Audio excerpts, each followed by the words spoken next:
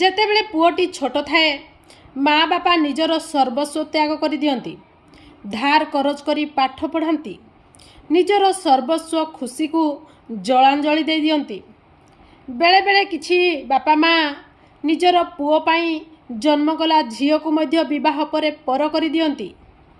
ସେହି ପୁଅଟି ଯେତେବେଳେ ବଡ଼ ହୋଇଯାଏ, ସମାଜରେ ପ୍ରତିଷ୍ଠିତ ହୁଏ, ସଫଳତା ପାଏ, ଚାକିରିଟିଏ ପାଇଲା ପରେ ବିବାହ କରେ। କିନ୍ତୁ ଆଜ୍ଞା ଦୁଃଖର କଥା, ବିବାହ କରିସାରିଲା ପରେ ସେହି ପୁଅ ତା ମୋବାଇଲ ଷ୍ଟାଟସରେ ରଖେ ମାଇ ୱାଇଫ୍ ଇଜ୍ ମାଇ ଲାଇଫ୍। ବେଳେବେଳେ କିଛି ଯୁବକ ନିଜ ସ୍ତ୍ରୀର ନାଁ କିମ୍ବା ଫଟୋକୁ ଛାତିରେ ଟାଟୁ ମଧ୍ୟ କରୁଛନ୍ତି।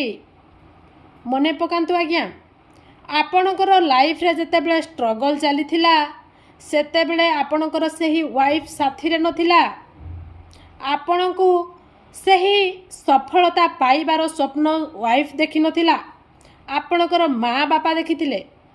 ତେଣୁ ପାରିବେ ଯଦି ଆପଣଙ୍କର ସେହି ଦେବତା ତୁଲ୍ୟ ମା ବାପାଙ୍କ ନାଁ କିମ୍ବା ଫଟୋକୁ ଛାତିରେ ଟାଟୁ କରନ୍ତୁ।